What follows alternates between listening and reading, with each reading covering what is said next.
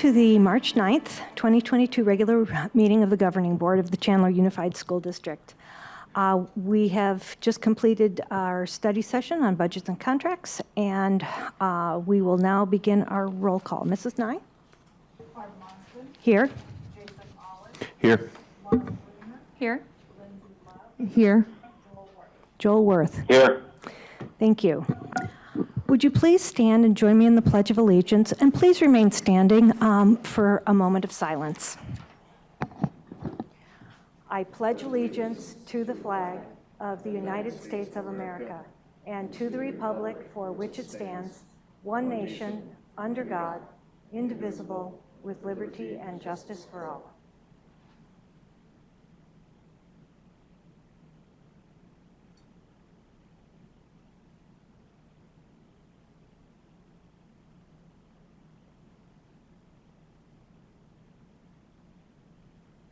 Please be seated.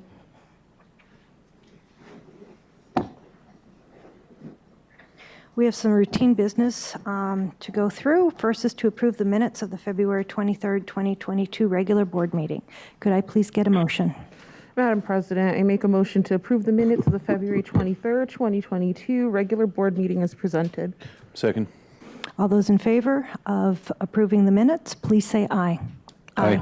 Aye. Motion carries. Next, we have to approve and ratify payroll and accounts payable vouchers. Could I please get a motion? Madam President, I make a motion to approve and ratify payroll and accounts payable vouchers. Second. All those in favor of approving and ratifying payroll and accounts payable vouchers, please say aye. Aye. Aye. The motion carries. Mr. Narducci, is there any correspondence? Madam President, there is no correspondence at this time. Thank you. Next, we have some special student and district recognition, and Mr. Locke is going to lead us in this. Well, thank you, Madam President, members of the board, and Mr. Narducci. Let's start by bringing the Perry High School basketball team in. And would the board join me for the recognition tonight? Come on to the front. Come on in, guys. They brought their hardware with them, too.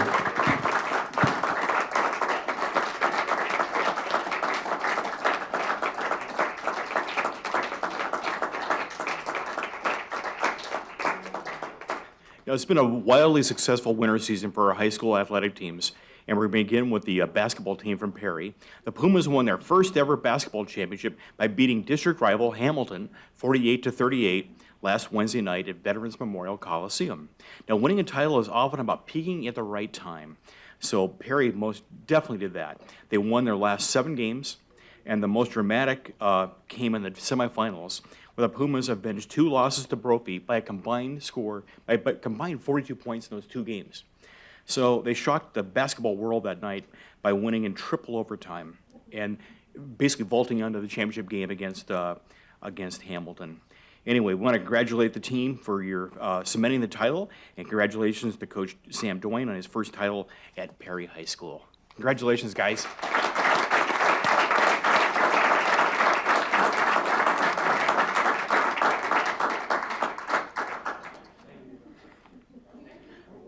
That's going to be our tallest recognition of the night. I'm pretty sure of that.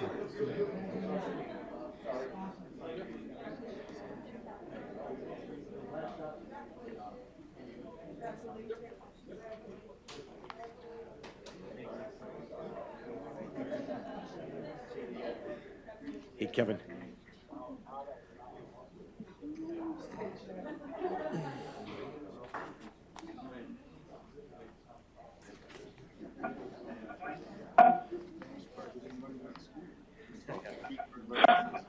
Mr. James, let's bring in the girls' soccer team from Castile High School next.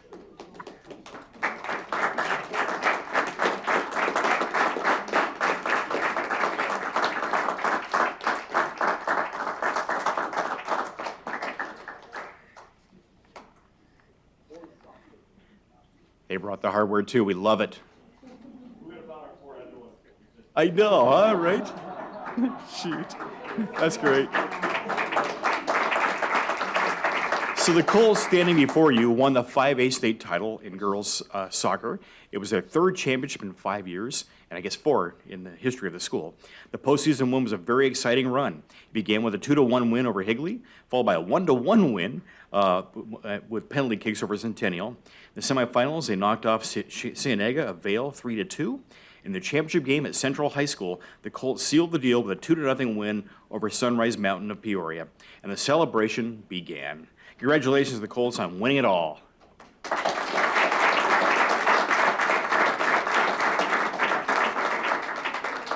I missed the line here too. They're coached by Jason Hammonds, and they lost just one game this year. It was an overtime setback back in January.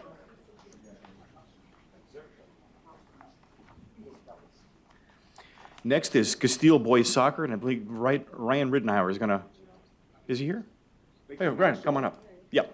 He's gonna come up again. It's your trophy. Yeah, we could do that too.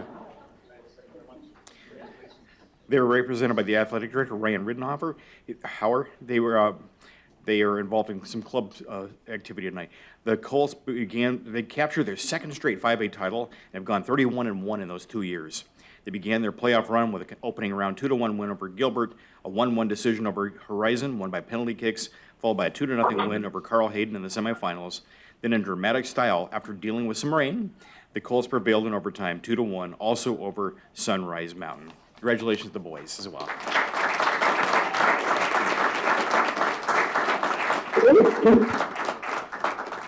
Now on to wrestling. Let's bring on the wrestling team and the individuals as well. Come on in. Everybody come in. All the wrestlers.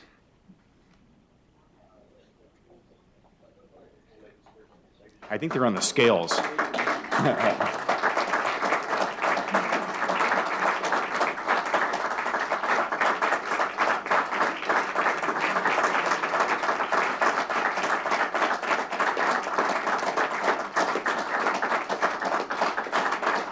We have the state champions, Division II from Castile High School. They won their second straight title. We also have Trinity Howard of Hamilton High School and Jonathan Lozano of Hamilton included, and also some girls we're going to recognize as well. Isabel Munoz and Camry Carter as well. But first, the Division II state champion, wrestling champions, Castile, won their second straight title. So in a span of 4 calendar days, by the way, Castile won 3 championships beginning on the mats. The recipe for taking state is to win 4 medals, apparently. They are Jackson Rustad, 120 pounds. If you wave, Jackson. Okay. Sergio Ramos at 132. We have Brennan Callison at 165. And Rayshawn Cardona at 285. Congratulations to the team. That's very impressive. We'd also like to recognize 4 other individuals who brought home a medal from Hamilton High School. Jonathan Lozano, who won the Division I title at the 285-pound level. Jonathan, you here? Yes, good. And in the girls' tournament, Trinity Howard of Hamilton High School won the Division I title at 120. Meanwhile, Isabel Munoz of Castile won at 132 pounds. Camry Carter of Castile won at 38 pounds. So, you know, wrestling is one tough sport, and you have represented that you are the very best of the best. Congratulations, everyone.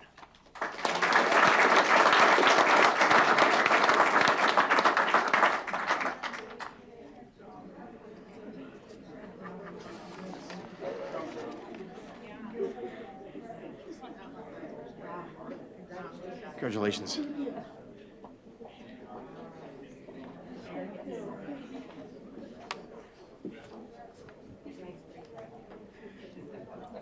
Congratulations.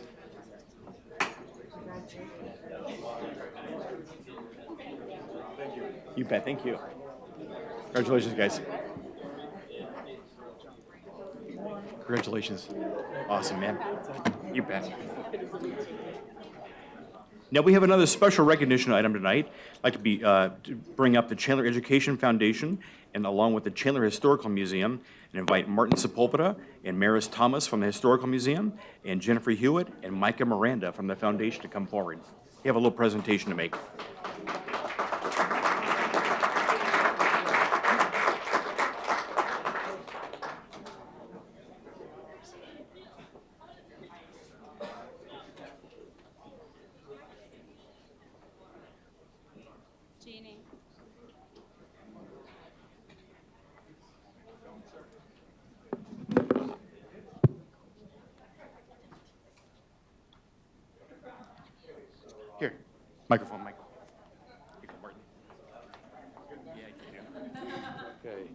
make this short and sweet. But, first, it's so neat to follow these student athletes. It makes this presentation even better for us.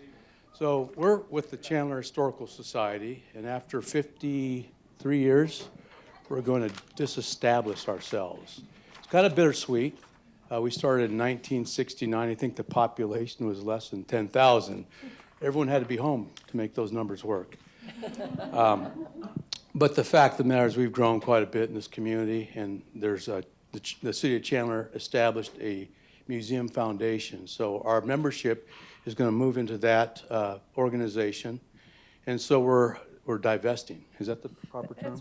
That's and so as part of that, we've got funds, and we're going to give $50,000 to the Chandler Education Foundation. And Maris, take it from here. We want to give some historical significance to what the Chandler Historical Society did. We have given scholarships probably the last 5 or 10 years to represent Chandler history. But before we shift all the money over to the Chandler Museum Foundation, we want to do what I kind of call a grandfathered in set of scholarships by the Chandler Historical Society.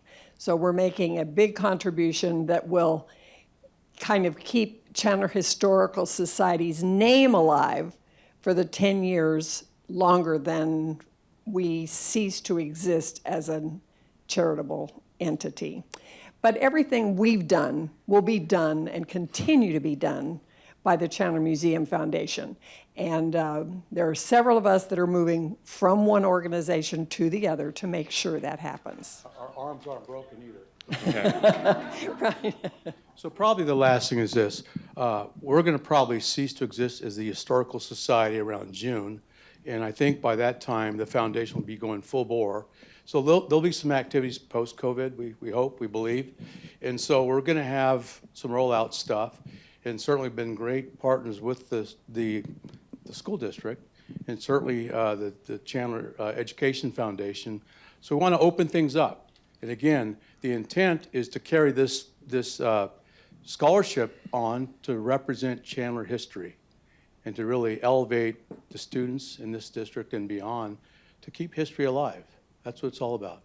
So again, on behalf of the almost divested Historical Society, we're certainly happy to present this check. Thank you. Thank you very, very much. Thank you. Thank you. Well, my name is Jen Hewitt, and I'm the executive director of the Chandler Education Foundation, and we have been partnered with the Chandler Historical Society for a number of years. They've given over $70,000 to us for our exemplary CUSD students, and I couldn't be more grateful to be able to continue the legacy of the Historical Society, because that's what we're here for. And that's what our donor scholarships do, is that it just continues to move forward and to really push our seniors. And so for that, I cannot tell you how much I appreciate and very grateful for your donation, and thankful that you chose, CEF. So thank you very much. Thank you.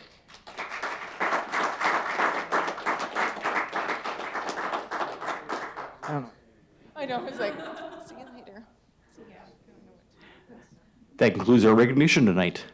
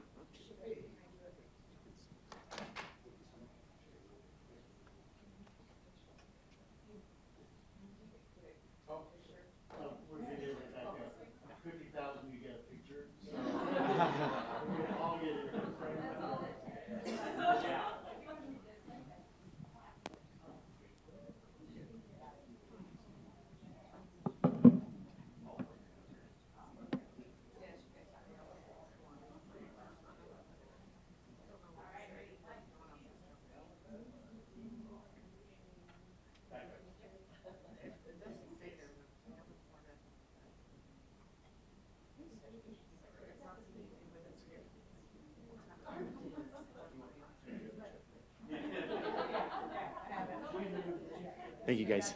Appreciate it. She has a real check, too. What's that? She has a real check, too. Okay, good. Good to see you, Maris. Good to see you.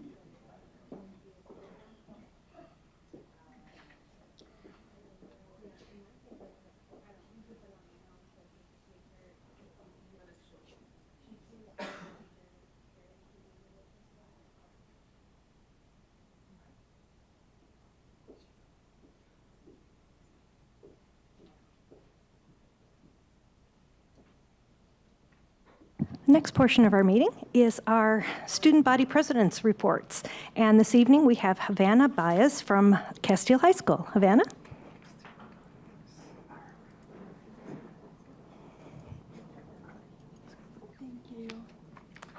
Hi, everyone. My name is Havana Baez. I am the student body president over at Castile, and I wanted to just start off by once again thanking the Chandler Historical Society. That's a really amazing donation. $50,000 is a lot of money. And I would also like to start off by thanking Mr. Narducci and members of the board for having me here tonight. I'm very excited to inform you about all of the events that have been going on at Castile since the last time I was here, and as well as brag about some of the things that our student body has accomplished. So first up was our student council ran assembly. So we had our junior high and high school assemblies for this quarter, which we have out in the,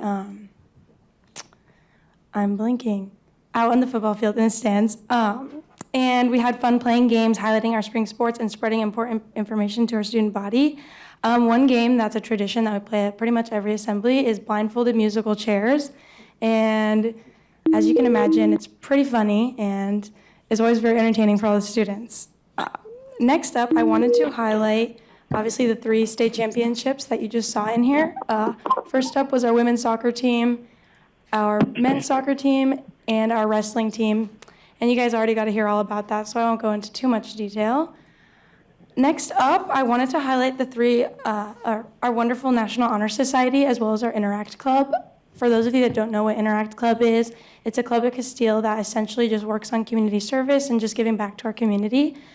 On January 24th, they went to Feed My Starving Children and actually tied the record for most meals prepped. So that's pretty amazing. Wanted to make sure they got their recognition.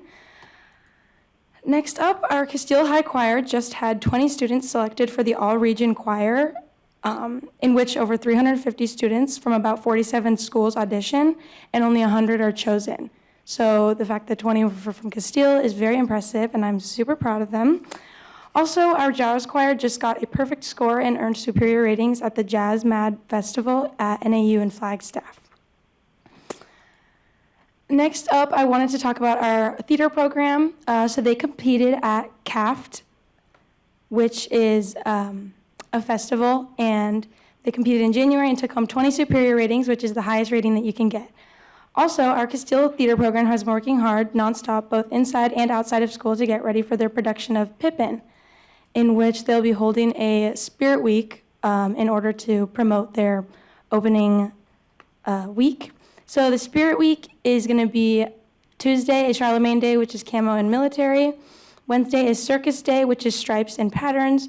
Thursday is opening night, which is monochrome day. And then Friday is finding your corner of the sky day, which is where you dress as your dream job.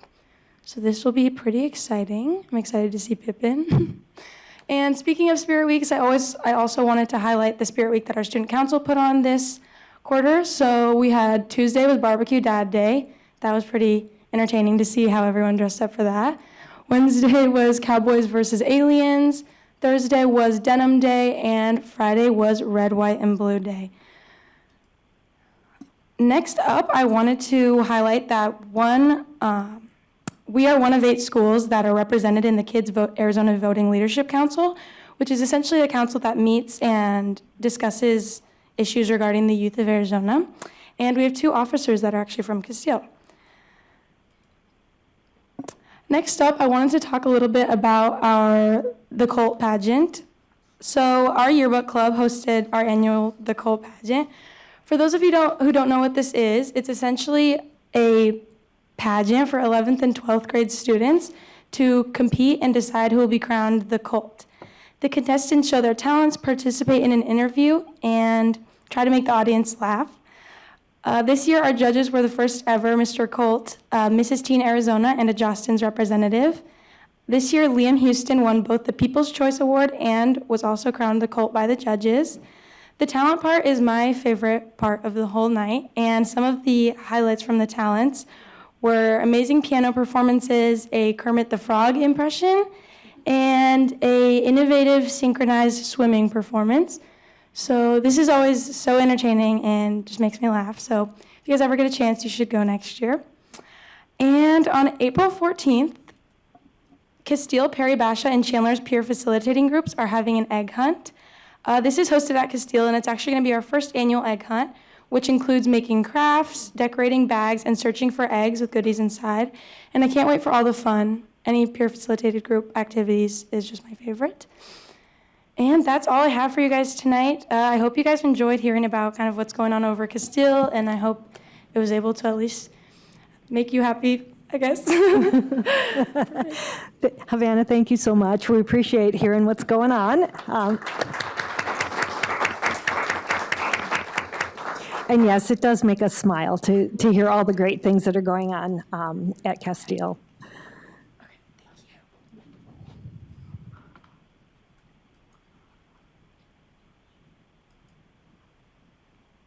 Next, we have Malaysia Hardy from Chandler High School, and she's going to tell us what's going on at Chandler High. Malaysia. Good evening, Madam President and members of the board. My name is Malaysia Hardy. I am the student body president over at Chandler High, and I am very happy to be here with you tonight. This is one of my favorite things to do. So I want to start off by talking about the state convention my school had the privilege to attend. If you don't know, state convention is where high schools from all over, well, student councils from all over the state, we meet up and then we share ideas, we make bonds, and we connect with other councils that are even outside our district. Every convention has a theme. This theme this year was the sound of leadership. It's essentially 3 days of dressing up and a ton of spirit. The first day was Get Musical. So in the top right, you can see my council, or my 12 delegates, and our advisor. We dressed up as Mary Poppins and her penguins. Miss Gould was our Mary Poppins. Our second day was Get in the Groove, and one of my sophomores in particular really liked this. We designed our own t-shirts. We were Taylor Swift from the You Belong With Me music video. We made Junior Jewel shirts, as well as we had our entire council sign it so we could bring our council with us for those of them who couldn't attend. And then finally, the last day was Playlist of Your Own, which is just school spirit. So to show our uniformity, we all wore our baseball jerseys with our custom last names and graduation years. Over the convention, there was lots of keynote speakers that focused a lot about finding yourself in order to help others find their way. And we gained so much new knowledge that we're really excited to bring back in the fourth quarter. We learned about like meditation and de-stressing that we want to bring back onto our campus prior to finals, especially for our seniors who are working on the transition into adulthood. Also, prior to that convention, we had the privilege of attending that convention, so we also wanted to give back to our community. We decided to do a convention community service. We visited Anderson Elementary's first grade classrooms. We split up and we read each school's story, or each class's story, as well as made custom wolf masks with them and taught them a little bit about our school. You all know that it's very important to give back to your community and especially invest time in our youth, and that's something my council has been focused on this past year. This is the second time we visited elementary school, especially after COVID. It's important to get our youth back involved in school and involved in their learning. I also wanted to highlight our wonderful theater program. They finished up their spring musical. Their production was Legally Blonde. It took place last week, Thursday through Saturday, and it was amazing to see how much talent we have in our arts programs and not just our sports programs. The play had performances from our theater program and even outside of theater. Some of our dances were choreographed by some students in our dance programs, as well as the choir teacher and other choir kids had help with the songs. And we are currently in our final entire school spirit week. We utilized the feedback from our Student Senate meeting back in January, as well as took inspiration from other high schools like Castile in order to formulate our final Spirit Week. Our Student Senate meetings is just we have 2 representatives from each class across our school. We meet them together. Well, we meet up with them. We break off into individual groups, and we get feedback on how our council is doing and what they want to see more of. So that formulated about half of our Spirit Week, as well as a lot of our lunchtime activities. Monday was Adam Sandler Day. We dress up like Adam Sandler. I'm sure you've seen the paparazzi pictures. For our lunchtime activities, we had mini golfing and mini hockey to represent the Happy Gilmore movie. Tuesday, we wanted to get our teachers involved. A lot of our teachers have been wanting to get involved in a lot of our Spirit Days, so we had teacher swap. Teachers dress as students, students dress as teachers, and then our lunchtime activity is Were You Smarter Than a Teacher? We had teacher volunteers come out and battle against the students to see who's smarter. Still waiting on the results for that. They didn't go public for some reason. Today was our White Lies Day, so you just wear a white t-shirt and you write a little lie about yourself. And then our lunchtime activity was tricycle racing, and we handed out like candy prizes. Tomorrow will be everything but a backpack. It's pretty self-explanatory. We've had a lot of requests for this one. It's very popular on social media, and our students have been very adamant about getting it. So tomorrow we'll be having a best backpack contest. And then finally, Scrabble Day, which we borrowed from Castile, where you dress like the first letter of your name. And that's also going to be our assembly day, our final spring sports assembly, where we pay tribute to all of our spring sports and the teams who did very well in their last season. And then our lunchtime activity will be jumbo games. And then, as usual, we are about to wrap up our third quarter, and unfortunately, we're heading into our final committees of the year.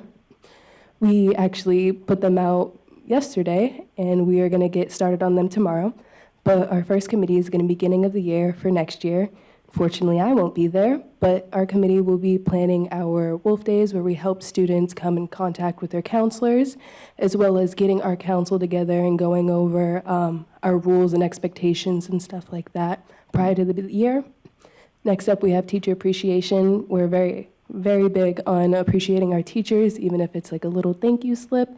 Can't give too much away because we do have teachers watching, but lots of appreciation coming. Next up, we have our elections committee. So that will be focusing on our freshman elections, our general student council elections, as well as our student body elections. It's a lot all in one, but we try to get them done as soon as possible for the next committee, which is end of the year / our banquet. We like to invite all of our new members as well as our old members to our banquet so we can start mixing and getting like a real good connection started early on in the year rather than just right before the year starts. And we also like to hand out personal awards and recognize everybody in our council for what they have done for us throughout the year. And then we have our carry-on committee, our talent show, which is being run by our freshmen. CHS has Got Talent. They've actually been doing auditions both yesterday and today, so they will have their lineup very soon. And I'm very excited for that, especially with the amount of talent we have at Chandler High. And then finally, we have our senior committee. Unfortunately, it's focusing on saying goodbye. We will be planning our senior sunset, as well as our senior prank week, which I'm really excited for, and our senior spirit week. Thank you for your time. I really appreciate you guys having me.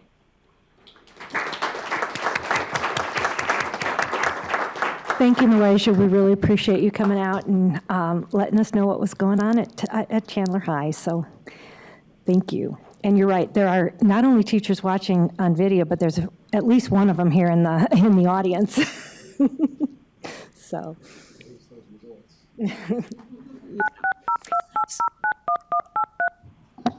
Are we waiting for Mr. Worth to get back on? Okay. I'm back on. Okay, great.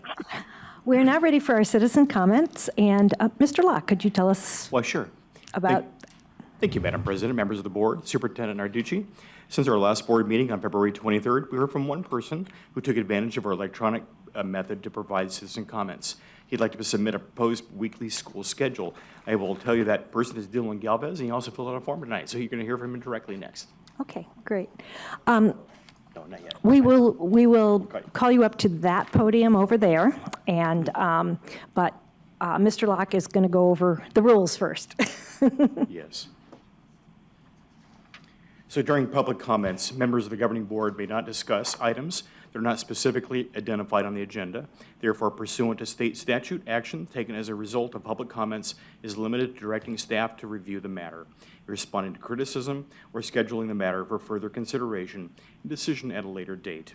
The board president reserves the right to ensure the speakers present on topics that are within the board's jurisdiction. Everyone is asked to present their comments in a respectable and courteous manner. Profanity or threats of harm will not be tolerated.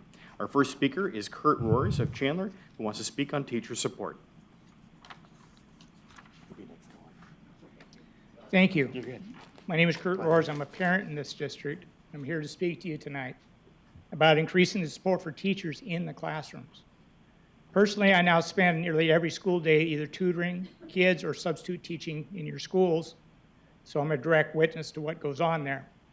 To put this into context, I would suggest that the entire purpose of the district organization revolves around the interaction between a teacher and a student in the process that we know as education.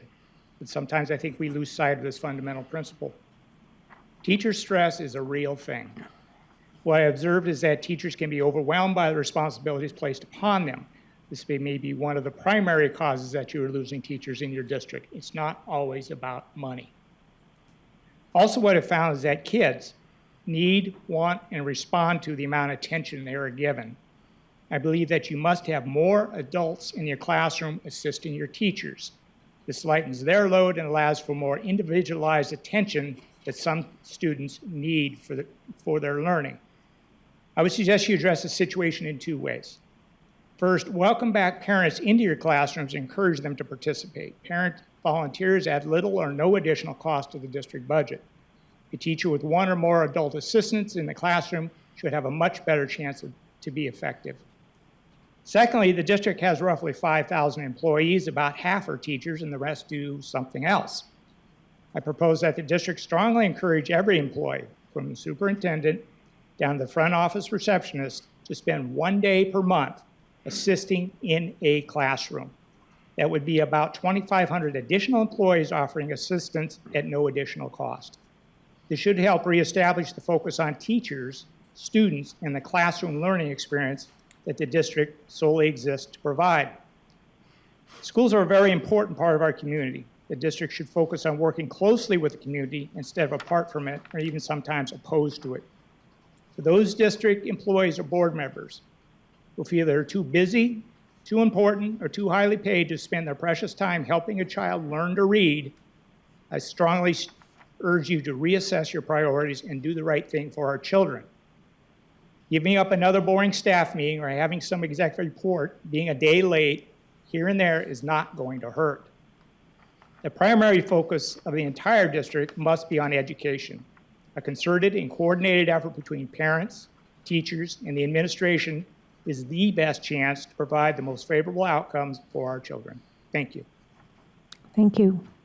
Next is Dylan Galvez from Queen Creek. He wants to talk about the school schedule. Dylan, mic is yours. And Dylan, we usually limit comments to 3 minutes. Full jog. Does the time? Okay, the time starts now.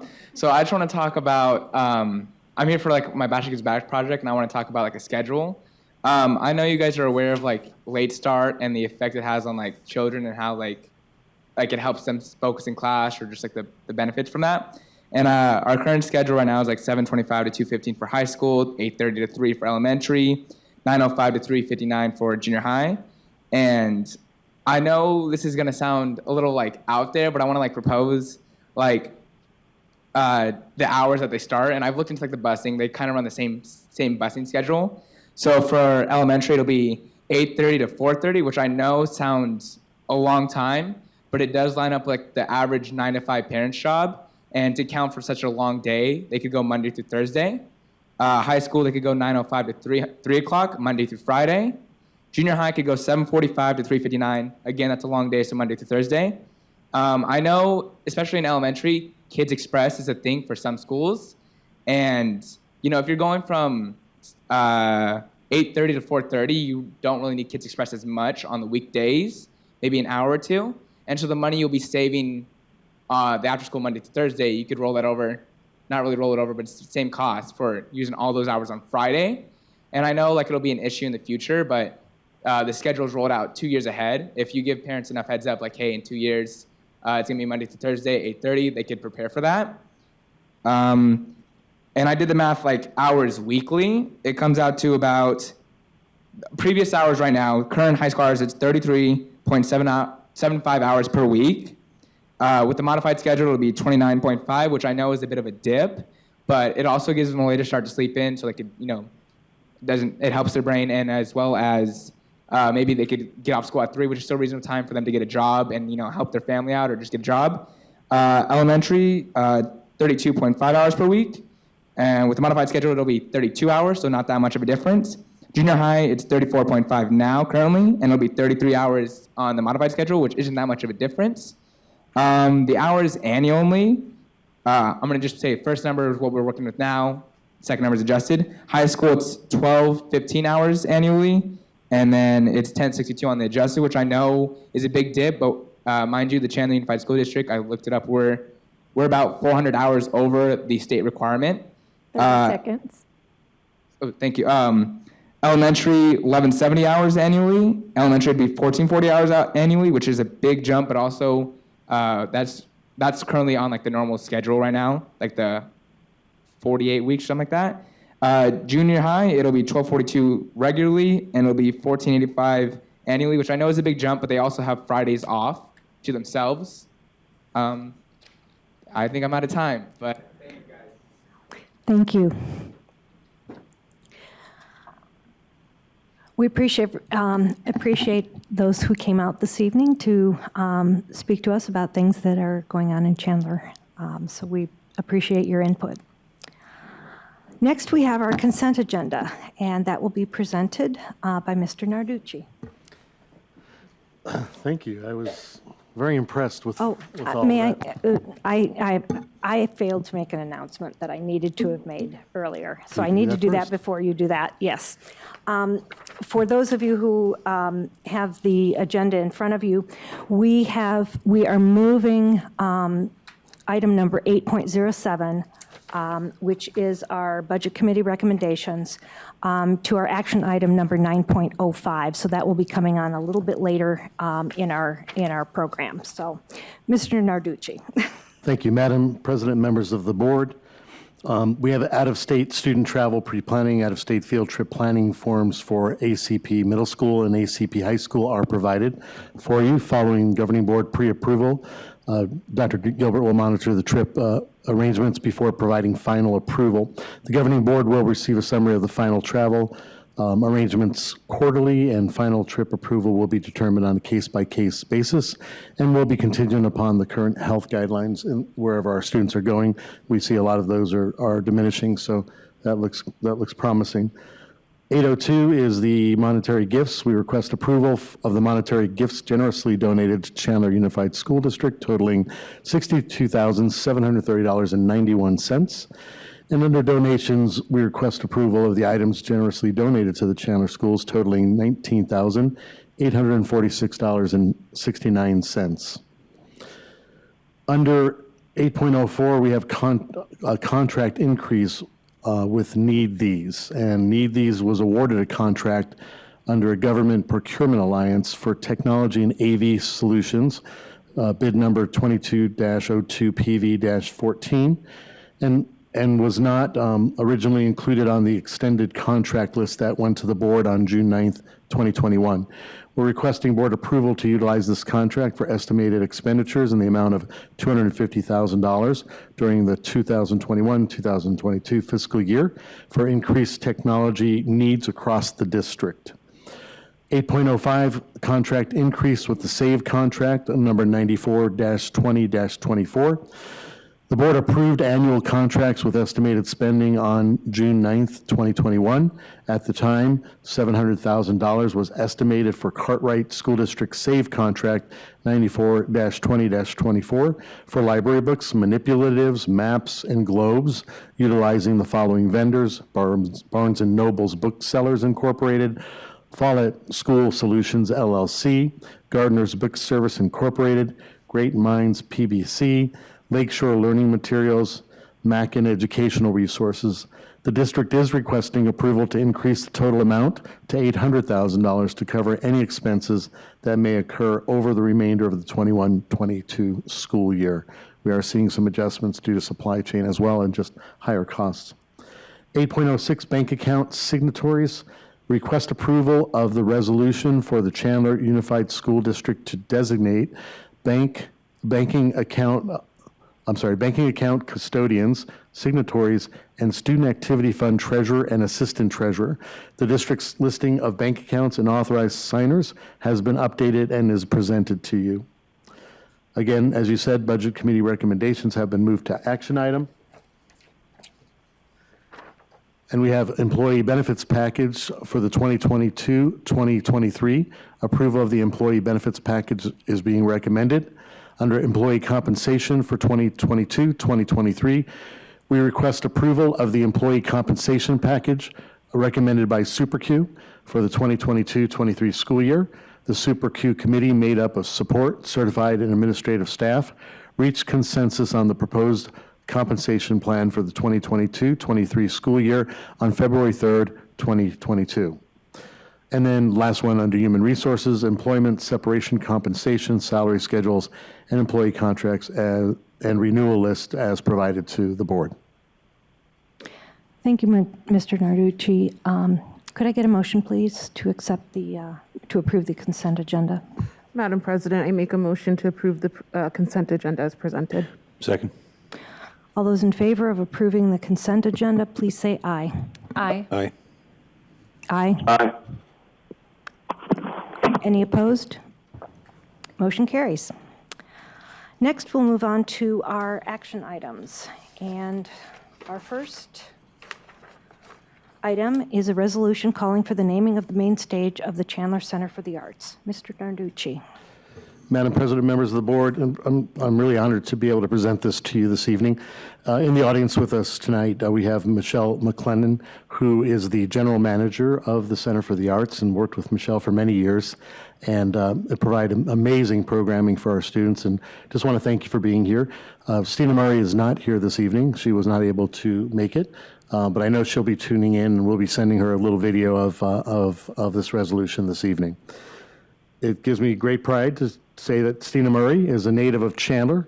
Her parents, Franz and Bodil Thud, immigrated from Denmark to be closer to family in 1935. They purchased 160 acres east of Price Road and south of Galveston for a dairy and were among the original farming families in Chandler. Ellen Christie Stina Thud Murray was born shortly after on December 6, 1936. After graduating from Chandler High School in 1954, she attended the University of Arizona, graduating in 1959 with a major in business. She lived on the East Coast for a few years and moved back to Chandler in 1962, living in her hometown ever since. The Thud family and their contribution to early Chandler has been commemorated with a city park located where the farm used to sit. Stina established herself as an individual who supported youth and education. She was a pioneer of the Chandler Education Foundation Board, passionate about young people having access to arts and education. She has sponsored student participation in youth arts programs through Vision Kids and Connecting Kids programs since their inception. In the last decade, her support has provided funding for 12,870 youth to participate in these programs. For 11 years, she was the presenting sponsor for the Zope Family Circus, bringing joy to tens of thousands of families, in addition to providing 6,000 free tickets to Chandler Unified School District's Title I students served by Chandler Unified. Stina has been especially supportive to the Chandler Cultural Foundation and the Chandler Center for the Arts since becoming a founding member of the Board of Directors, where the facility when the facility opened in 1989. She continues to serve as a board member, acting as the organization's treasurer. Her considerable financial contributions to the Cultural Foundation make up the largest continuous gift from an individual philanthropist in their history.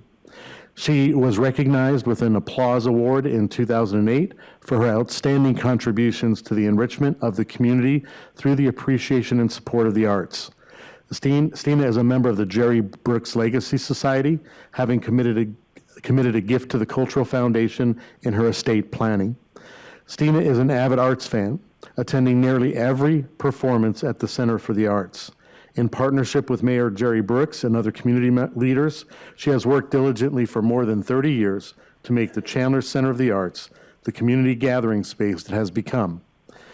She is a humble donor, never requesting or wanting recognition for her financial contributions, only allowing the Cultural Foundation to highlight her support when it provides the opportunity to inspire others to give. In appreciation of Stina's lifetime of support to our community, the CUSD Governing Board supports the Chandler Cultural Foundation in naming of Stina Murray main stage at the Chandler Center for the Arts, as presented by Superintendent Franklin R. Narducci on March 9th, 2022. The resolution is pending approval by the Chandler City Council on March 24th, 2022. Thank you, Mr. Narducci. Could I please get a motion? Madam President, I make a motion to approve the resolution to name the main stage at the Chandler Center for the Arts in honor of Stina Murray. Second. Is there any comments or discussion? I know I knew Stina Murray, or have known Stina Murray through the Chandler Education Foundation, and I know she was a avid supporter of CEF, and I think it's actually kind of appropriate when we hear about her family history and being a big part of Chandler, and then seeing the Historical Society here tonight. And it's kind of sad, you know, and I'm hoping that the Chandler Museum does end up continuing to celebrate the history of Chandler.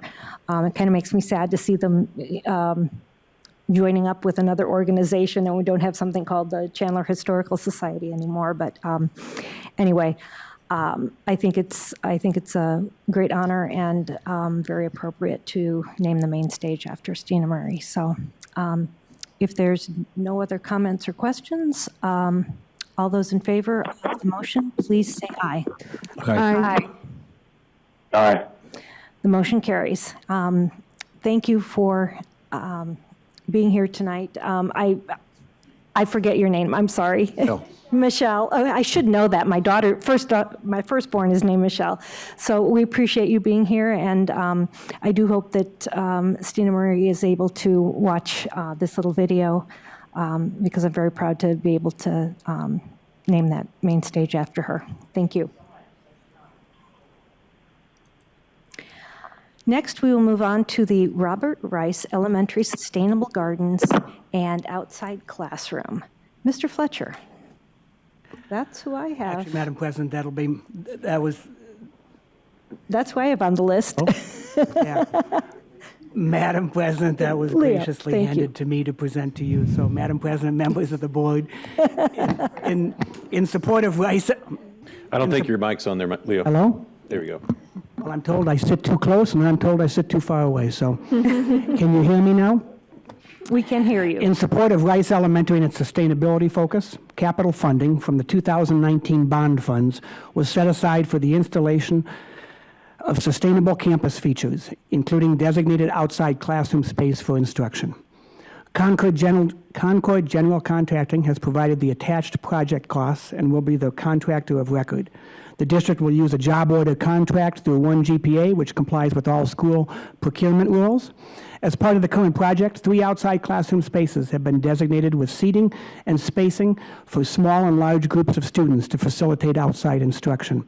Both the outdoor greenhouse and outdoor theater will have shade structure coverage to provide shade during outside instruction. Additional landscaping will include a selection of both bushes and trees that will support the sustainable instruction and initiatives moving forward. Installation of this project will take place on the northwest exterior portion of the campus, adjacent to Sailors Way Road. The district and Concord have agreed to a guaranteed maximum price of $286,749, which is fair and reasonable in today's market. We recommend approval of Concord General Contracting to construct the Rice Elementary Sustainable Gardens and Outside Classroom in the amount of $286,749. Thank you. Could I get a motion, please? Madam President, I make a motion to approve Concord General Contracting to construct the Rice Elementary Sustainable Gardens and Outside Classroom in the amount of $286,749. Second. Okay, is there any questions, comments, discussion from the board? I was just curious if we were going to have anyone speak from the Yes, we audience. actually have, we're fortunate to have Principal Shirley Matthew here and her dean, Shannon Fuller Wright, as well. They both are administrators at Rice Elementary. I believe we also have the namesake here tonight. Right? Yes, yeah. That's why they don't give me the mic. I'm sorry. Board member Bob And we do have the Rice. namesake, Robert Rice. Thank you. That'll teach you. So I do have a kind of a little bit of a question for you. How, we have the drawings in our packets here, but I wasn't really able to tell how large of an area is this? The entire space is 15,000 square feet. A portion of it is not being developed right now. Okay. And each classroom area that's going to be shaded is going to be enough for 25 or 30 students, or will it be even a little larger? The outdoor learning theater will be a little larger. That will allow for a couple of different classrooms to be available to watch demonstrations. Okay. That sounds like it's a real kind of a hands-on experience for the students. We are very excited, Madam President. The whole purpose is to provide authentic learning experiences for our students. We know that when they connect with their learning, that when there's meaning and purpose to what they're learning, they're more invested in that. So opportunities like farm-to-table experiences, growing your own food, those are very real and meaningful to them. So we see this space as an extension of the classroom. There are standards at every grade level that would pertain and be more very applicable in that outdoor space. So for example, first grade has to learn about the life cycle of a plant. Well, now they get to do it and watch a plant growing, whether it's a pumpkin, a vegetable, a fruit, in real time. Plant adaptations, third grade standard. They're going to learn about root structures, leaf waxing, how climate and nature impact growth of plants and animals in an ecosystem. So really what we're hoping is, and what we're envisioning is, that this is an extension of what happens inside the classrooms. And are you going to be needing any additional staffing to maintain this area? Because I know, a garden takes a little bit more effort and work than just grass. I don't think there's a principal in the world that will say, no, I don't need additional staffing. So yes, that would be lovely, but there is a plan B of using parent volunteers and community if that doesn't work out. And I think that a community,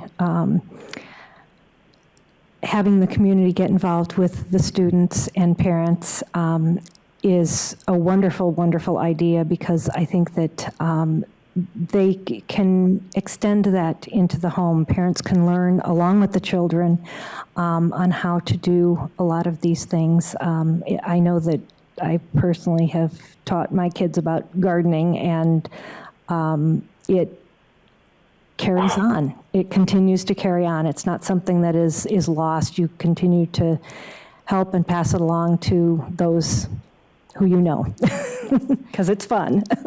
Absolutely, and we've seen it at the collegiate level, at the secondary level, but our starting at an early age, at the elementary level, is going to have an even greater impact. Even just the environmental stewardship that comes from an awareness of resource conservation and allocation. So we really want our students to become globally aware of what the needs are within an environment. Great, thank you. Madam President, Ms. Matthew, can you talk a little bit about the sustainability that was built into the school when it actually was built? And we had a little year delay with this little first year of the pandemic, and that's why you're here now. Otherwise, you probably would have been here about a year ago.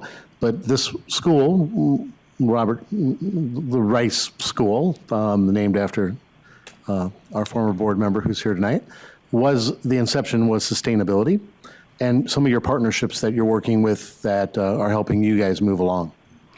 So right from the structure itself, and thank you, Mr. Fletcher, we've got some pretty neat elements built into the physical building itself, from our crushed granite pieces to our remote controlled HVAC systems and cooling systems. We've got skylighting that brings in natural light into the buildings that are all energy efficient pieces. Then we have our water refill station. So it is not too often that you'll see plastic bottles on our campus because our students are now bringing reusable bottles. They refill and reuse those bottles. We have in our cafeteria, we have a dishwasher, and we're actually using reusable trays. So our students now recognize, okay, we're not throwing away styrofoam and filling landfills. We have these trays that we can use day after day. So there's conversation about that. It also brings about conversation about not wasting food and food shortage and how do we conserve what we have. Our partnerships are many. We have partnerships with ASU. Susan Norton, who's the program manager at the Polytech campus, they have a community garden. And so I've leaned into her experience and expertise. We've worked with Jamie Cloud, who is internationally known for her work in the field of sustainability, and she's out of New York. Partnerships with U of A. The other day, I got a call from Fry's Food and grocery stores, and they would like to partner with us and see how they can support us in this outdoor space. Amoresco is another company, George Sterling, I've talked with, and we're looking to partner with them. So it really allows us to bring in our community into our school. Wonderful, wonderful. Are there any other questions? No, I'm really glad that you guys are finally getting this underway. I think the first conversation we had was about this garden, so that's pretty neat to see this getting underway. We're very excited. Thank you. I was talking with another person who has just established a community garden in their subdivision, and they're actually going to be having an area that, and this is just an idea, but they have a sensory garden where it's a small plot where there's a lot of things that are, visually appealing, fragrant, things like, how rosemary and basil are very fragrant when you touch them, and it's all for those individuals who want a different sensory experience. So that's also an interesting concept, especially if you have children that might have some issues that they, sensory issues that they may need some additional stimulation of those senses. So. And Mrs. Marsden, what's neat about this is you don't have to have any skill or ability to work in a garden. It just provides for all of the needs of our students, including all of our kids in our specialized classrooms, as well as our general ed classrooms. So really, this is an inclusive piece of learning that will allow for some tremendous amount of social activity and collaboration. Wonderful. All skills that students need to learn. So thank you. If there's no other questions or comments, we'll go ahead and vote on this. All those in favor of the Robert Rice Elementary Sustainable Gardens and Outside Classroom, please say aye. Aye. Aye. Aye. Thank you. The motion carries. Congratulations. Thank you. I'll be really interested in coming over to see it when it's all done.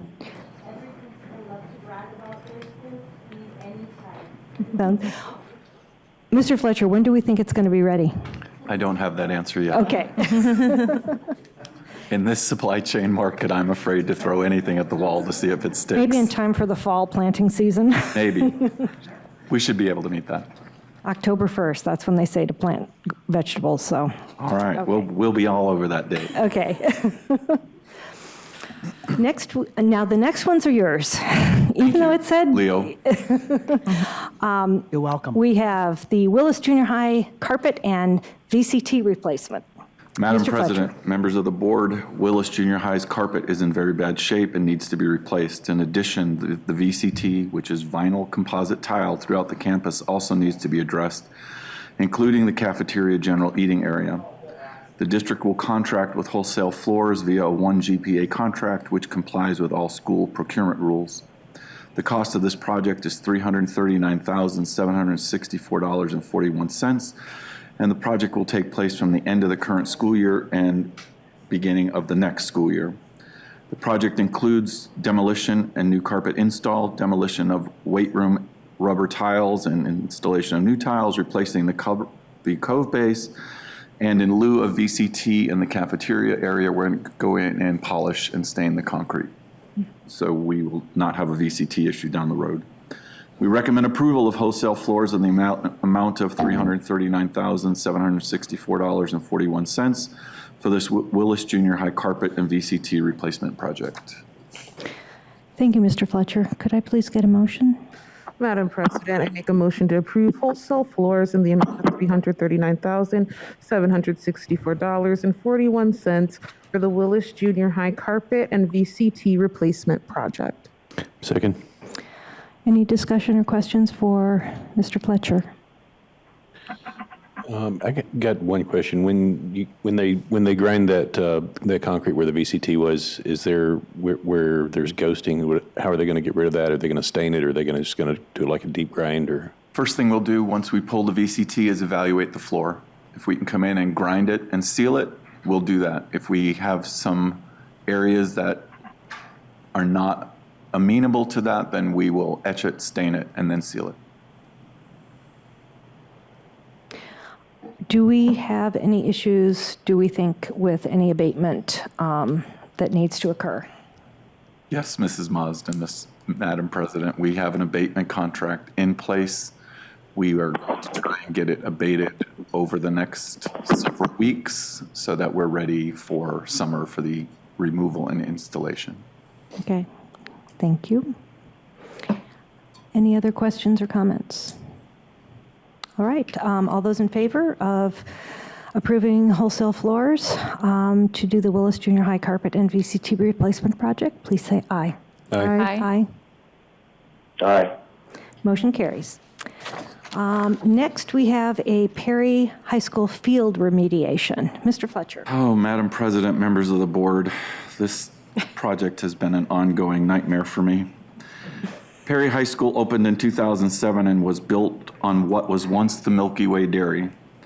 The district has had difficulty growing grass due to soil and drainage issues on one of the athletic fields in the southeast portion of the campus. In order to correct the situation, 39,000 square feet of turf and soil must be removed at a depth of 3 feet. Then we will import and place 1 foot of pea gravel, install geotextile, which increases soil stability, provides erosion control, and aids in drainage over the pea gravel. We'll import the dirt, fill the remaining 2 feet, compacting throughout the placement of the dirt, supply and install 39 square feet of new sod. The work will be performed by Concord General Contracting via 1 GPA job order contract, which complies with all the school procurement rules. We recommend approval of Concord General Contracting to perform this scope of work in the amount of $611,063 for the Perry High School field remediation. Thank you, Mr. Fletcher. Could I please get a motion? Madam President, I recommend approval for the Concord General Contracting to perform the outline scope of work in the amount of $611,063 for the Perry High School field remediation. Second. Thank you. Are there any questions for Mr. Fletcher? Comments? Just a thought I have. Yes. Barb. Mr. Worth. A while back, I happened to see that area back there, and I got to say I'm impressed that Frank picked up on the fact that that needed to be dealt with, and I appreciate it.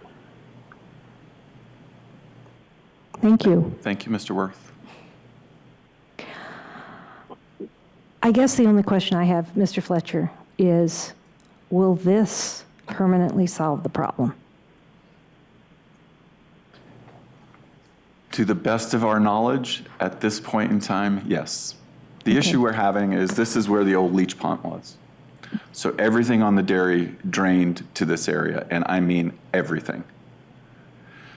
So we've had issues with high pH content. We've had issues with water not draining, and every time we'd go in, we'd fix one not knowing that the other issue was going to arise. So we would soak the field to get the pH to come up and go away, and we'd get grass to grow for about 18 months. Then the drainage would start. So then we had to try and fix the drainage. So at this point in time, we believe we've located the actual problem, which is a drainage issue. And we're going to go in and, like I said, remove 39,000 square feet of turf and sod and put a proper drainage system in. The interesting thing is you can go 10 to 15 feet to the north or south, and the grass is perfectly fine. It's just in this one area where the leach pond was. So we do believe at this point in time, after, I'm embarrassed to say, 15 years of trying to resolve this issue, that this is the solution. Okay, are these similar to like a French drain, but not so deep, but it'd be over the whole area? This is it's where all the cow stuff went when they had the dairy. Well, yeah, so, but if you get on Google Earth, and I was curious and got on Google Earth and looked back, and yeah, you can look at a long history of bad patches of grass there, and it's just not working, and you could tell that they were trying to get it, and sometimes they would, and then it would just come back again. What we're trying to do is, so the last issue we had was the water was not draining, it was choking the grass. So now we believe that by putting this drainage system in above the clay, that we're going to be able to take the water to the north and south with a proper crown, and that should remedy our problem. Okay. So, because that's what I was wondering, is it really going to fix it? So we hope so. If I didn't think so, Hey, Bob, Mrs. Mont, Yes. then I wouldn't have brought it to you. one other question. Frank, does there happen to be another area in the district somewhere where you're having trouble? Similar? None. None like this. Okay. Okay. And if they're digging down 3 feet, and there's 39,000 square feet, where is all that dirt going? That is not my problem, Mr. Mont. That's Concord General Contracting's problem. Sounds good. Because that's a lot of yards of dirt. That's a lot of turf, yeah. Yeah. Hopefully they'll find a dirt broker. Maybe somebody wants it. I mean, Okay.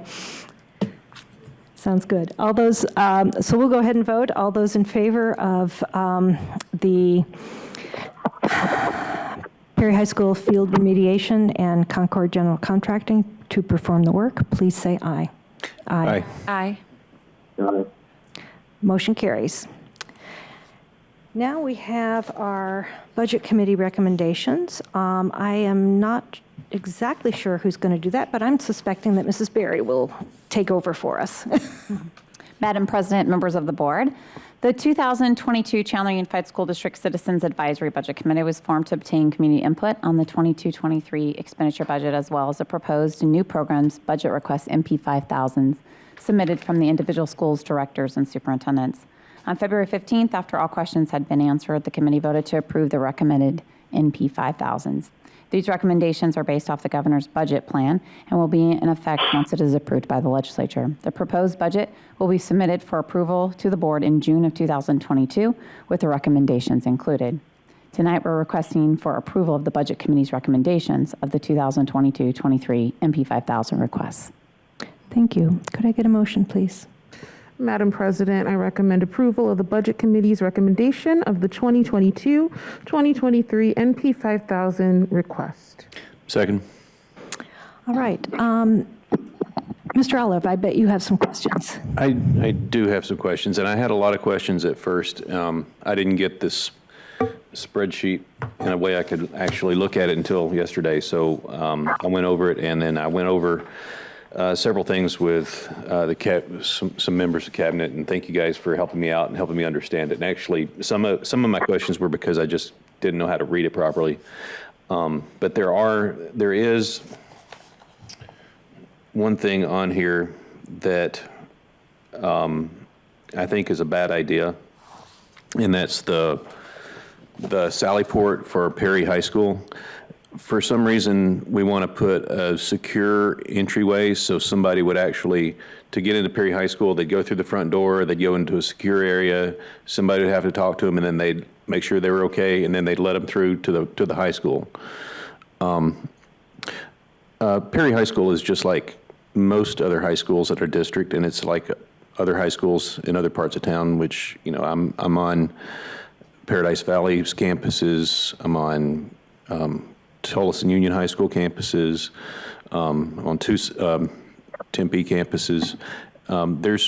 At those sites, they have those, and they're secure. You have to walk in the office, talk to somebody, show them your ID, sign in, they buzz you through a secure door. Or you could just drive around to the open gate. There are several open gates on Perry all the time. The gates are never locked. I've never seen them all locked. There's gates so that people can go out to the LDS center across the road. I can't remember what it's called, I'm sorry. You can go out through the library where it's public access to the library. You can go out to the baseball field, you know, straight out the gate to the baseball field. You can go out between the gym and the F building. You can go out between the F building and the cafeteria to go get to the bus barn. You have to be able to get to the swimming pool. You have to be able to get to the track. It's an open campus. And for some reason, we're going to pretend that putting in this super secure thing on the front office is going to help anything. This is at least $200,000, and it's going to be a waste of money. You wake up in the morning, and everybody in this room has done it. You go out to your garage to get in your car, and you left the garage door open all night, and you're like, oh my gosh, I left the garage door open. What do? You go buy a better front door. No, you lock the garage door. If we're going to spend a bunch of money on security, this is not the best way to spend the money, in my opinion. So, on any of our campuses, I'm sorry that this is Perry High School that I'm picking on. It's my kid's school. But if we're going to spend money on security, this is like an illusion of security, but it's not security, really, if you think about it. If you want to get on Perry High School, anybody in this room could take their car, drive right into campus, into the middle of campus, if they wanted to. Right? Could I have a question for you? Yeah. Is that one line item? These are very tiny. Yes. 168? Yes. Okay, and that one is only under consideration at this point? That one is under consideration, and from what I've been told, under consideration means that as soon as Frank gets the numbers, they're going to put it on the yes column, right? Madam President, Mr. Yes. Olive, Mr. Narducci has asked us to evaluate every campus currently that does not have a central point of access. So that's what we're currently doing. As we start to get more feedback, then we'll start to look at what the possibilities of adding this feature to the campuses are. Mr. Olive is correct that students do go back and forth, but at some high schools it may make sense. For example, Castile's all under one roof. It may make sense because their perimeter doors are locked. ACP High School, all under one roof. It may make sense because their perimeter doors should be locked. Hamilton High School, the same thing. So we do have an evaluation going on, a feasibility study. Once we get all that data back, we'll be able to better respond to what campuses are likely and what campuses are unlikely, or what campuses are cost prohibitive to deal with. And From what I understand, this would be a specific board action item if you guys thought it was something to be. Absolutely. Yes, that Because we would we have would to want to approve roll as that. many jobs into one or two general contractors for economies of scale, if that was the decision to proceed. But again, right now, we're just doing a feasibility study, looking at drawings, going out to the sites, evaluating them to determine what makes sense and what doesn't make sense. And I'm sorry about being so enthusiastic in my negativity for Don't apologize. this particular one, but this is something I see on other campuses I go to, where you go into the front office and it's like going to try to visit your uncle in prison, and then you go around to the side of the school and everything is wide open. I mean, these kids know how to go to lunch and get back before the bell rings. I'm not disagreeing with you. Yeah. I'm just telling you that this is where we're at it. Okay. And when the feasibility study comes back and we apply a cost to it, Mr. Narducci and the board may choke and say, no way are we going to do that. But Okay. at least we've done our due diligence up front and said, okay, out of the remaining 25 campuses, 20 of them are feasible to do it because of these circumstances. Okay. Mr. Olive, members of the board, thank you, Mr. Fletcher. I'm hoping I'm not going to choke on it, but the cost really isn't a factor right now. What we're looking at doing is just seeing with our threat assessment work that's being done right now and our safety groups that are going to be looking at it, is just give them the information of the feasibility or non-feasibility. So many times we come into these meetings with great ideas, but we don't know what the cost is. We don't even know if we can do that. And like you said, we don't know if that's the main area of concern in a campus. So when our campuses are being evaluated individually, this will all be a part of that discussion. But we need a starting point to see what are the possibilities. As you know, you've already approved some of our accesses, which are our single access areas for some of our schools. So we just wanted to see what it would look like for all of our schools if indeed we look at the complete aspect of campus safety. And you're right, some of our campuses do have multiple doors that kids have to get through to get to where they need to go. And so that may not be a feasible piece, but we'd always bring it back. But there's a lot of vetting that has to be done. This is just a start. Okay, thank you. I have a question. Yes, Mr. Worth. Actually, Frank, your explanation related to Castile threw me for a curve. I thought because of the hallways weren't wide enough, the students are basically sent outside and routed around. Is that not true? Dr. Gilbert is telling me that is correct, so yes. Okay. All right. Are there? Now, I also have another question on the agenda item, but I mean on one of the MP 5000s. Is it my turn, or do you want me to wait? Yes, go ahead. Mr. Narducci has scheduled a study session on marketing. So that portion of the MP 5000 I want to put on hold because I definitely do not agree with it. So I'd like to wait until we can have that discussion before we go any further. Mr. Worth, does that mean any funding that we would do in marketing efforts right now? Because that's what that funding will be for. I think it's horribly underfunded, what you've got there. Okay. Well, that's kind of nice to say. I was just wondering what side you were leaning on because, we do want to look at some hiring pieces to strike while it's hot before the end of the year as well. But we can hold on anything forward until we do the marketing study session. Frank, I like the idea of hiring, but we need to make sure they have the resources to make an impact. That's all I'm saying. Okay. Thank you.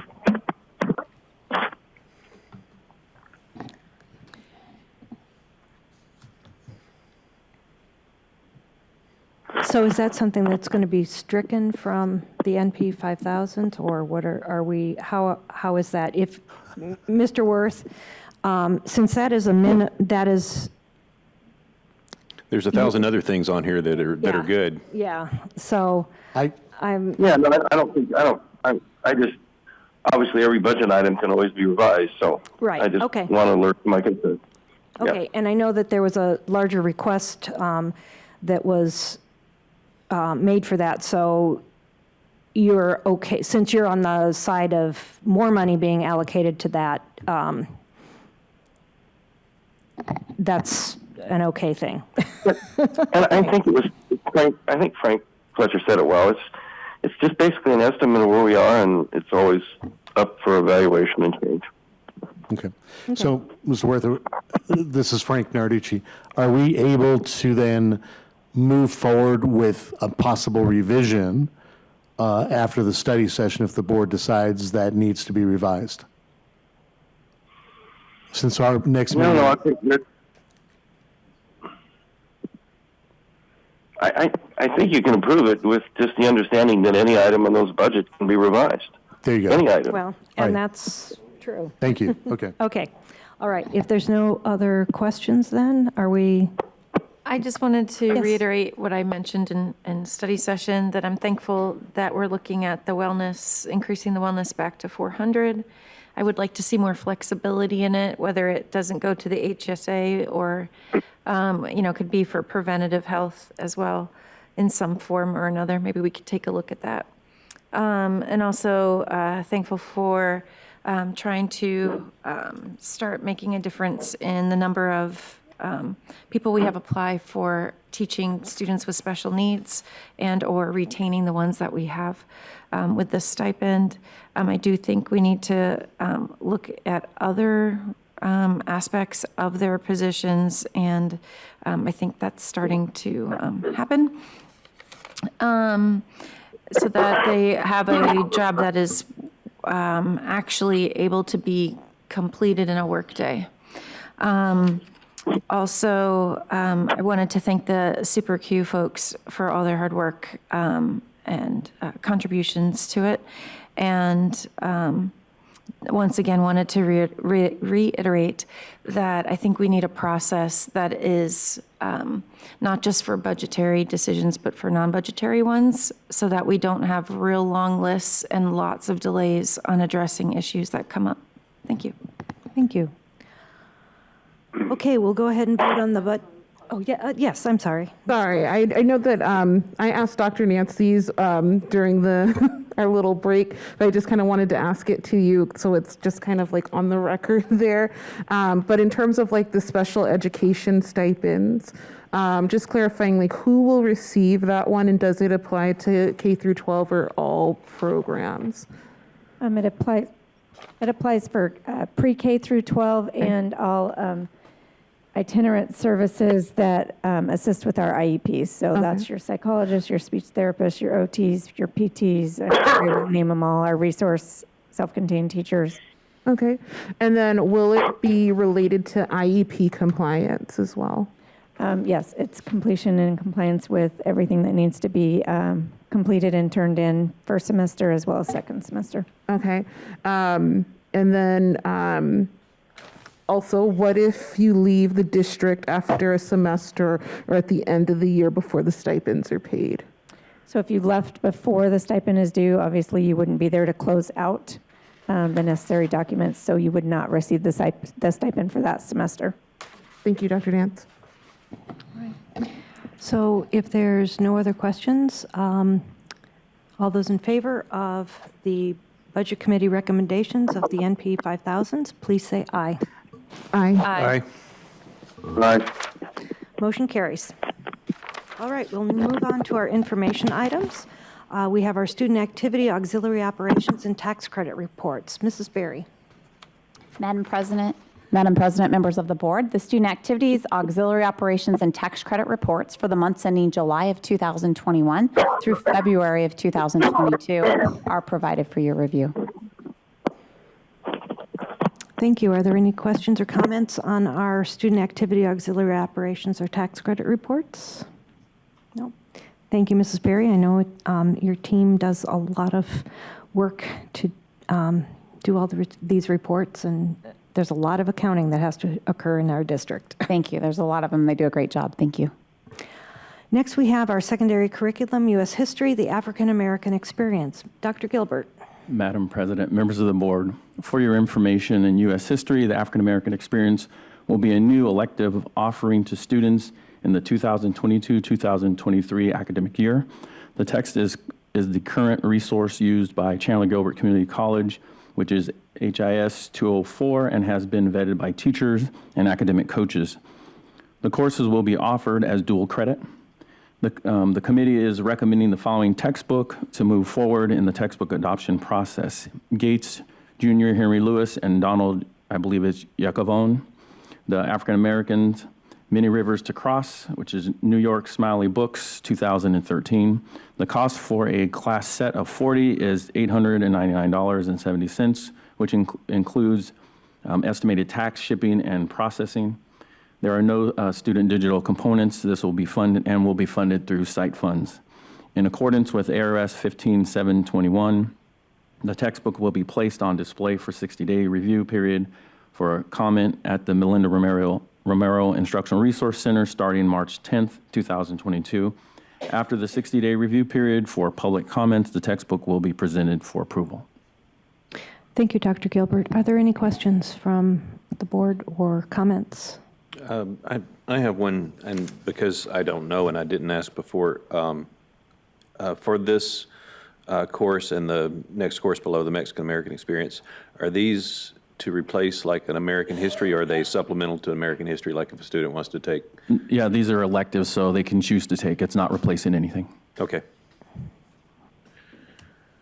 Are there any other questions? I just wanted to thank everyone who's working hard to increase dual enrollment options for high school students.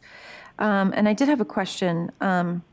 The RIO funds versus site funds, can someone explain that to me? Can you repeat that question one more time? Sure. These are dual enrollment courses, and it says it's through site funds. And I was wondering if RIO funds, if there's overlap there between those, or how that works. I think what we mean by site funds is we allocate already. I'm sorry, I shouldn't say RIO. I should say Chandler Gilbert. Okay, I thought that's what you, all right, I thought that's what you meant. And we actually allocate the dollars to the sites right now. So the dual enrollment is actually by site. So the money brought in is actually at the site, and the site is able to spend that on professional development, supplies, X, Y, and Z. So it would be allocated to the site still, and then broke out to the stipends that are needed. And if I can add to that, one thing is important when we look at new courses that come usually from the site and looking to add courses to their school. One of the things we think is very important, because we determine as a district some of the textbooks that are automatically purchased, whether it's in math,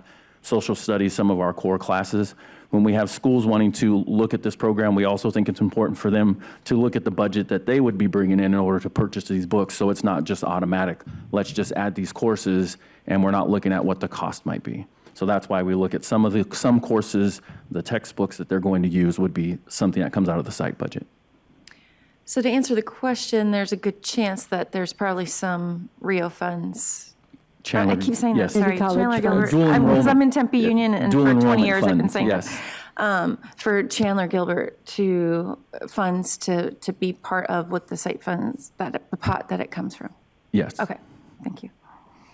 How many, Dr. Gilbert, at what schools are these, I guess both courses going to be offered? Well, I actually don't have the initial schools that are going to start with this. Every school has the opportunity to use it. I believe this is starting at Chandler High, though, now that I think about it. Okay. But this is available to any of our schools. Once a course is approved, which this course was actually approved back in December, now we're just really looking at the course book. So any of our schools could actually select this if they have enough enrollment for the course. Okay. Now, does the classroom, when you have a classroom set of 40 books, and there's no digital option for this, do students have a book for in the classroom and then one that they can take home also, or how does that work? Usually when we're purchasing a set of 40, it is for the classroom, but usually you order enough that if it's something that needs to be taken, there's something that can be utilized in working with the students. I don't think there was anything more than that. No, I look to my experts out in the field. Okay. But usually if we're ordering a set of that little, the smaller sets, you're usually ordering some that if you need to have it go home, you could. Okay. And so would that be just enough for one section of a class? Yes. And so if there were 2 or 3 sections that were being done, you'd have to order at least Correct. a couple And since more. this is just starting next year and looking at the number of students that may select it, we need to look at that from that perspective of how many books we may need. Okay. And could you please make a comment about how a parent would, these are being done at the IRC, and do parents need to make an appointment to see these books, or could you explain how they can Yes, I will turn that over to Dr. Edgar, who is in charge of that area. Thank you, appreciate it. So any parent or a community member can come to the IRC starting tomorrow morning. Give us the first hour, and we'll get it out, the textbooks out for 60 days. There is not a digital component at this point in time. We do ask if the textbook companies have an online piece that our parents can view, and that's not something that these textbook vendors had available. So for 60 days at the IRC, no appointment necessary. Our hours are 8 o'clock to 4 o'clock are the open to the public hours. Thank you very much. And where's, I don't think it says here where the IRC is located. I should know the address. It's a 500. I know it's Galveston. 500 West Galveston Road, Chandler 85224, I believe. Thank you very much. Sorry to put you on the spot on that. 225. Okay. Thank you very much. Are there any other questions? Next, we'll move on to the U.S. history, the Mexican-American experience. Dr. Gilbert. Madam President, members of the board, for your information, and for U.S. history, the Mexican-American experience will be a new elective offering to students in the 2022-2023 academic year. The text is the current resource used by Chandler Gilbert Community College, which is HIS 109, and has been vetted by teachers and the academic coaches. The course will be offered as dual credit. The committee is recommending the following textbook to move forward in the textbook adoption process: Griswold del Castillo, Richard Arnaldo de Leon. The book title is North to Aztlan, A History of Mexican American in the United States, second edition, New York, Twain Publishing, 1996. The cost for the class set is $1,207.36, including estimated tax, shipping, and processing. There are no digital components. This will be funded through site funds. In accordance with ARS 15721, textbooks will be placed on display for 60-day review period at the Melinda Romero Resource Center. Thank you, Dr. Gilbert. Are there any questions? I have a question. This book is over 25 years old since it's been published, and most of our books that I think even we have within the district are not that old on a publisher date. And isn't there, I mean, do we have to utilize this one because it's a dual credit and the community college uses it, or is there any talk of the community college going to a more modern book? As of right now, I don't know of a more modern book they're using. I think when we look at the current textbook, my guess would be, because we're normally, if you want to add, we normally are looking at what are the latest textbooks, but go ahead. So the process is, I appreciate that, Dr. Gilbert. The process is when we bring in our teachers and instructional coaches, we pull the book that is being used at CGCC as well as other texts, and we look at those texts, so the instructional coach and the teachers that are slotted to teach this class, and they make recommendations. So at this point in time, they felt that this book, because we did make a look at each other like, wow, that is a book that is quite old, and we do not have anything at this point in time that, to my knowledge, that is that old right now. So we looked at it holistically from many different angles and said this is still the correct book. So as we move forward, though, we continue to work with our teachers and say, is there another textbook out there that will support, or another resource? And we do work very closely with our partners at CGCC as well to see that we have that alignment for dual enrollment. Okay, because I'm looking at this and I'm like, there's still a lot of history that has gone on in the last 25 years that is not going to be included in this book.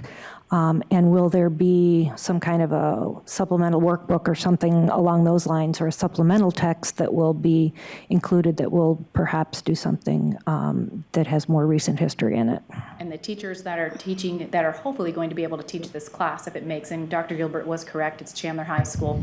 We've been working very closely with those teachers, and they are very excited and do have some supplementary pieces that we are vetting through the IRC, through our instructional coaches, to make sure it aligns with the standards that we want to have taught, so that it aligns with that dual enrollment piece. So there will be some supplementing of the materials, and we're letting them use their creativity and professionalism and work with us as we hopefully get to roll out this class. And if I can add, I think that I'll tell you, I'm very excited that we have these two courses coming through, and we are expanding what kids can take in our classes. I think if you look at the start of this, I think it's important when we're, especially as I was talking to Mrs. Bruner in regards to dual enrollment, to start this class and have it as an opportunity of a dual enrollment right off the top, I think is real important. So when we look at the book that we're using, it is a book that is through Chandler Gilbert. So I think it is important if we're going to start something and we can give this opportunity for students to have dual enrollment when we get started, knowing that we can expand and look at this. I just think that it's important that our district, being that we want to be the best and we want to be diverse, I think it's important. And I appreciate that in December this course was approved, and now we're going into the books so that we're ready to go. So I really appreciate that. I do want to just add, the description of the course is that it's the origins and development of the Spanish American, Mexican American people, with an emphasis on the Mexican American War, which was a very long time ago. So hopefully it doesn't impact too much the age of the book on it sounds like the emphasis of the course is the earlier years. Yes. But And as I guess a general question, if in any dual enrollment class, if the community college changes books, do we automatically follow, typically? So we like to stay aligned with the community colleges with those partnerships. So our instructional coaches are tasked each year to look at what those pieces are, as well as our teachers. We'll be looking at some of our different processes as we move forward, though, in the partnerships that we have to make sure that should there be a change in the book at the community college level, that we also make that change as we move forward, if it's fiscally responsible for us as well. I know there's caveats. So, thank you. Are there any other questions? I just want to echo Dr. Gilbert's sentiment that I'm very excited for these classes too. And as somebody who was a graduate of this district, it would have meant the world to me to take an African American experience history class. And that was something that simply was not offered when I was a young student at Hamilton. So I'm really grateful that we have these classes and teachers who are willing to teach it. And when we voted on it back in December, I was really excited and got to talk to a few of the teachers at Chandler. And they're very enthusiastic and just want to make sure that our history and Mexican American history are represented. I was going to throw one more thing in there. Yes. A lot of times the colleges will give K-12 more flexibility, and they give a list, even though they might be updating their book. They give us a list where it says you're still allowed to use these books because there's not much difference between them. Yeah. So that's kind of nice that they kind of work, because they know we can't always update it every 2 years like they do or whatever. And the other thing I just wanted to add too, these courses are awesome because they meet 3 requirements, like cultural, historical, social, behavioral, all those requirements that you have to try to hit all the core courses. So this might actually help increase the amount of kids who have, more of the basics finished before they graduate, and maybe even towards getting an associate's degree. Thank you. If there's no other comments, we'll move on to the board agenda roadmap. Our next meeting is going to be March 30th, which will be after break. And then our one after that will be April 13th.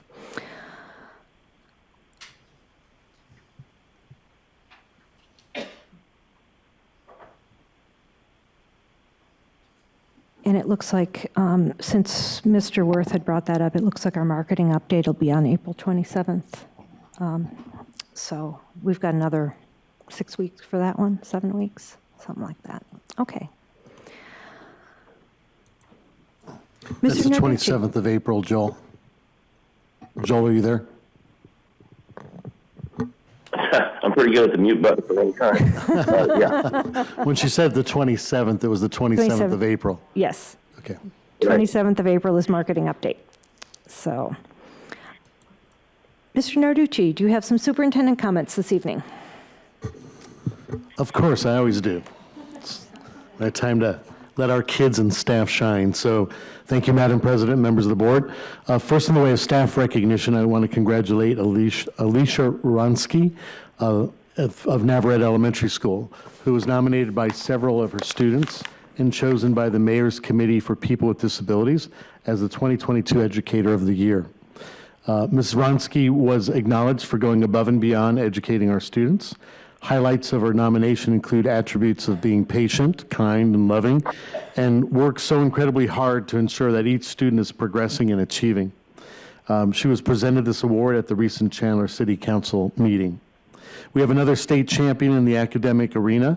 Arizona College Prep High School won the Division II speech and debate competition for the third consecutive year. In addition, 12 students were named individual state champions. The team is under the direction of Norm Rumsey, and they will join us at the March 30th board meeting for a special presentation. Perry High School's marketing program competed at the state DECA competition, winning the State Chapter Community Service Award and the Century Award for having 100 members. They also won 4 national awards in the areas of membership, advocacy, Puma Food Den Project, and Puma Den Retail Program. Just yesterday, they learned they were one of 4 programs in Arizona and one of 59 in the nation to win the National DECA Advocacy Award. Coach Rob Lang and his students will also join us on March 30th for special recognition. Shumway Leadership Academy had a fun unveiling of the new Rigamajig, and that's exactly how it's written, Rigamajig program, granted by the Morgan Stanley Foundation and the national nonprofit Kaboom. Rigamajig allows students at Shumway to develop language, communication, and problem-solving skills that are key to cognitive development with a focus on STEM learning. Shumway Leadership Academy will incorporate this play set into the school programming, providing a unique year-round learning through play element for students. I want to acknowledge the Honors Choir Festival and the Elementary Honor Band Concert events that were held over the past 2 weeks. What an amazing showcase of our talented students and staff. It was an inspiration to attend these events. Elementary Honors Orchestra will be held in April upon our return, and I believe Mr. Schluter over there will be, don't worry, I'm not going to ask you a question, emceeing the event. Is that correct? You're going to have, boy, it's my night tonight. You're going to have to ask me again. I'm sorry. The honors orchestra event. Yes, that's coming up in April. I'll be You will guest be emceeing emceeing that. You'll want to come out for that fantastic event, April 5th, I think it is. Awesome, and they will we'll all be there to cheer you great, on. thank you. And the kids too. Thank you. Also, elementary track qualifying rounds were held this week with top qualifiers from each regional competition representing their elementary schools at the all-district track meet, which will also be in April. I look forward to this event resuming. We didn't hold it last year, and I was so bummed because we have 30 schools out there, and these kids run with their heart, and I will encourage every board member to be out there. I'll get you on the field. I know people, and you can come and help me present medals if you're there too, because that's the best thing, right? And also just cheering on all the kids, because if they make it to that event and in the regionals, they're all champions in my book. The date is April, I will get it to the board, but I think the track meet is April 20? Is it Monday I think it might be Monday the 5th. It's that first Monday in April. Oh, first Monday. 4th or 5th, I don't know what day. I'll that send it to the board, so you'll have the date and time. We'll get that And we're confirmed once I at see a Perry calendar. High School. Perry High School as well. Upon our return, Chandler High School, along with our high school student council leaders, will be hosting the COSD Student Council Convention on Thursday, March 31st. This is another event that's back, and in speaking with our students, they're excited to participate and show their leadership and school spirit. I would encourage board members to get to that event if you can too. Bring your earplugs because they will be screaming. One of the things that's different this year is we're holding it outside in the stadium, so we'll have some big video screens and a BMX competition showcase. They're mixing it up this year, and so we're very thankful for our student leaders and our student council advisors that have just gone above and beyond. Well, as you all know, spring break is here. If some of our students and staff appear to be rushing to the finish line, it's for a good reason. This third quarter has been very, very active. Chandler Unified School District is represented at all levels in a lot of things, and so we try to get to as many as we can. Our students will be returning from spring break on Tuesday, March 29th. I'm going to say that again for all of our folks out there, not in the audience, but in video land. We resume on the 29th, and we want all of you back, and invite a friend. We would love to increase our enrollments as well, so bring somebody back with you, and we'll enroll them. School offices are open March 21st through 25th, so remember that. Our schools are open the second week if we have to register students. And so if you have a neighbor that just moved into your neighborhood and they're looking for great schools, send them our way. We will register them at second week of break. If parents are looking for activities for their children during spring break, our community education department has programs set up for the break. They can either call district office for more details or visit the district website, call our front office. We will concierge you through those programs. They're amazing, and they're all over the district. Also a reminder, our district office will be open during the spring break. We're open each day during the week, not Saturdays and Sundays, however. Some of our staff will be taking some much deserved time off, so we recommend calling before coming to the district just so you know that we're ready for you here, but our doors are open. If you or your family are traveling or staying close to home over this break, please be safe, and we will see you at the startup for the fourth quarter on March 29th. Thank you. Thank you, Mr. Narducci. Do we have any board member comments? I'll start with Ms. Love. Thank you. I just want to say thank you to the Chandler Public Library. I participated in the last day of their Black Children's Book Week at the downtown Chandler's Farmers Market on Saturday, where I read to a crowd, I think of 84 kids and parents, The Year We Learned to Fly by Jacqueline Woodson. I think it's important that we have books that represent our community, and we had all members of our community represented within that audience, and they loved it and enjoyed the story. There was even a short spiel by our librarians about the concept of windows and mirrors, which has been a pretty popular topic in these meetings. And it was a window into my life in terms of being a young girl and moving to a new community. And that was something that I shared with the kids, and something that was powerful in how we address that when we move to a community and we're different. And a lot of the kids got stickers afterwards, and we had some kids who were new to the Chandler community who were really excited to just lift their arms up and breathe. It was very interactive. So thank you to the Chandler Public Library. I would encourage anybody who hasn't done it. They do get together at the downtown Chandler's Farmer Market. I think it's once a month, to have somebody prominent from the community read to students or children within our community, and it's super fun in that. So thank you. Thank you, Ms. Love. Mr. Olive, anything? I don't have anything. Thank you. Mrs. Bruner? Mr. Worth, do you have anything to say? Yes. I guess Jason made me think about a couple things. One of which is many years ago, there was a little pressure in the community to make our facilities more available, and which I believe Dr. Castile did. Well, then COVID hit, and then we shut everything down. I just think it's time to review that. As I recall, for example, Ryan Elementary is totally shut down, but Santan is not necessarily. So I'd just like to see us review those facilities, because the public paid for those, and I'd like them to be able to use them if possible, as long as they're not abused. So I think we need to review that.